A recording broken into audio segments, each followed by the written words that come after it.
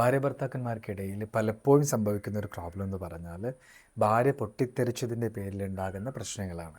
ഇവിടെ ഞാൻ മനസ്സിലാക്കിയതനുസരിച്ച് ഭാര്യമാർ പൊതുവെ പെട്ടെന്ന് പൊട്ടിത്തെറിക്കുന്ന ആൾക്കാരും അതുപോലെ എത്ര സ്നേഹം വാരിക്കോരി കൊടുത്താലും അത് തികയാത്തവരും അതിനെതിരെ കംപ്ലൈൻറ്റ് പറയുന്ന ആൾക്കാരുമാണ് എന്നുള്ളതാണ്.